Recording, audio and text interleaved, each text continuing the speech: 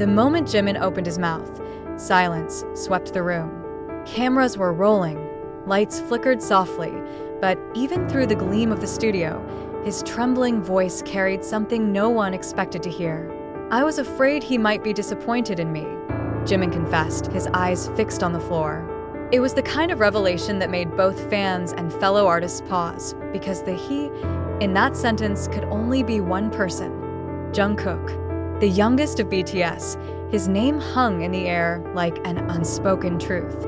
What did Jimin mean? Why did fear accompany a bond that millions around the world celebrate? This confession didn't come from a stage performance or a variety show. It emerged during a reflective interview that, within minutes, ignited every corner of the internet. Jimin, often known for his warmth and meticulous nature, appeared vulnerable in a way rarely seen before. His tone was not theatrical but raw, carrying years of shared history, brotherhood, and emotional weight. Fans described the moment as hauntingly sincere. Within hours, hashtags like #JiminConfession and #JungkookReaction dominated social media trends worldwide, amassing millions of posts filled with both admiration and heartbreak. What made Jimin's words so compelling was their simplicity. "I just didn't want him to be disappointed in me." Behind those words lay a decade of shared struggle, mutual respect, and silent understanding between two artists who had grown up together under relentless global scrutiny.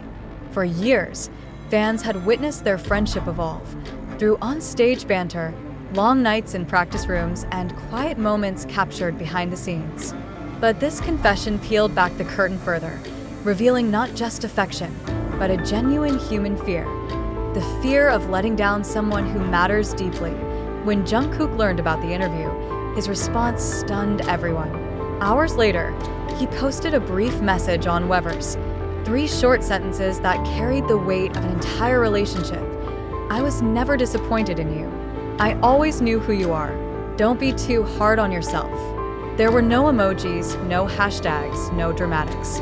Yet those few words echoed louder than any song lyric. Within minutes, thousands of comments flooded the post. "He heard him," wrote one fan. "This is love, not romantic, but the purest form of understanding." Industry insiders later revealed that Jimin had been unusually quiet before the interview. One staff member recalled seeing him scrolling through old BTS photos, pausing on one of him, and Jungkook laughing during rehearsals. He smiled for a second, the staffer said, then sighed and whispered, "Tonight, I'll be honest." That single decision transformed what could have been a routine media session into one of the most emotionally charged moments in BTS history. Jimin and Jungkook's connection has long been a subject of fascination, not because of speculation, but because of the undeniable sincerity between them. Over the years, both have expressed unwavering support for each other's solo projects. When Jimin released Face, Jungkook proudly described it as a reflection of who Jimin truly is. When Jungkook pursued his solo journey, Jimin was there, often quietly cheering from the sidelines. Their relationship, built on shared dreams and mutual protection, became a mirror for fans to see the human side of stardom. Fragile, honest, and profoundly loyal. Following the confession, HYB released a short clip showing Jimin alone in the practice room, headphones on, listening to Jungkook's song Still With You. The camera lingered as he closed his eyes, lips curling into a faint, wistful smile. No words were spoken, yet the imagery spoke volumes: gratitude, nostalgia, and perhaps a quiet sense of peace. For many, it symbolized reconciliation not with another person, but with oneself. "He finally let it out," one fan wrote, and Jungkook's reply set him free. The public reaction was immense. Psychologists and media analysts weighed in, noting how Jimin's openness reshaped the parasocial dynamic between idols and fans. When a public figure expresses vulnerability, explained Dr. Hyeon-seo Park, a media psychology researcher, it breaks the illusion of perfection. It invites empathy rather than idolization. In Jimin's case, this empathy multiplied. Fans from across the globe translated, subtitled, and dissected every nuance of the exchange, calling it a masterclass in emotional honesty. But the story didn't end with the viral moment. Across social media, armies began organizing tribute projects, artworks, fan videos, and digital galleries celebrating the bond between the two artists. Many focused not on dramatizing the confession, but on highlighting their years of companionship and shared growth. They taught us that it's okay to be vulnerable with those we trust. One international fan captioned a viral video montage. And that trust is what keeps BTS grounded. As the online discussion continued, Jimin's words took on a deeper resonance. For some, it wasn't just about him and Jungkook, it was about the universal human experience of self-doubt and reassurance. Everyone has someone they fear disappointing.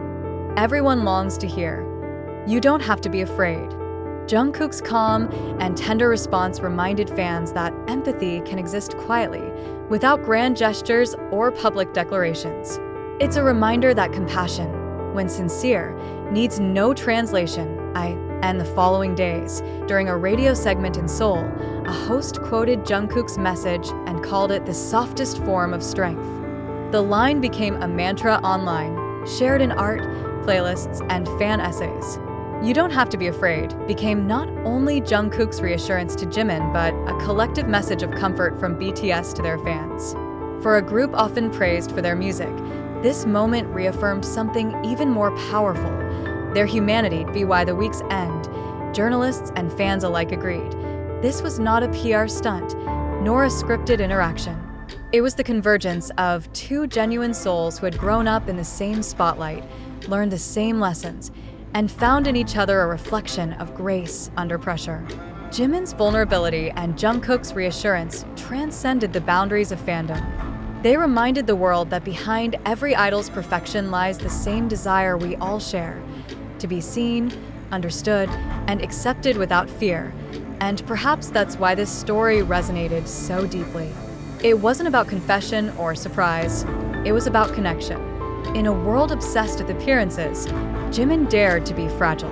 Jungkook, in turn, chose compassion over performance. Together, they redefined what strength looks like: not loud or flawless, but tender, honest, and unafraid. I end the days following Jimin's confession and Jungkook's quiet but powerful response. The digital world refused to settle. Every video, tweet, and fan post seemed to circle back to that same haunting question: was it all real? The sincerity in Jimin's trembling tone, the tenderness in Jungkook's message, everything felt so personal, so authentic. But could something that perfect exist untouched by the machinery of global fame? Or, perhaps more provocatively, did the emotional power of that moment blind us to the possibility of orchestration? As the story spread, fans became investigators, dissecting gestures, tone, and timestamps.